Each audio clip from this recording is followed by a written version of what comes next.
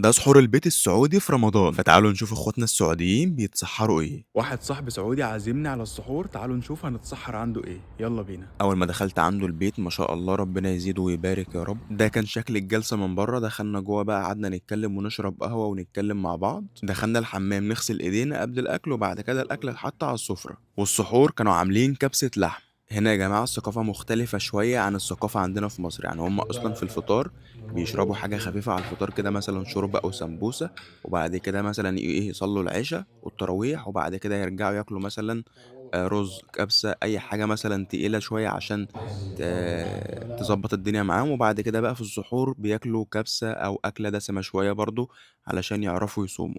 وأنا شايف إن طريقتهم صح جدًا علشان ما يكبسوش معدتهم في الفطار. خلّصنا سحور وصاحبي قال لي: "تعالَ أورّيك بقى باقي الcompound." عندهم بقى ملاعب حلوة أوي. وبعد ما خلصوا سحور بقى، بجد حابب اشكر الشعب السعودي على كرم الضيافه ديت، وبجد قد ايه شعب عسل جدا وشعب كريم وجدع. وبس كده، انا ابو حميد، ويلا سلام عليكم.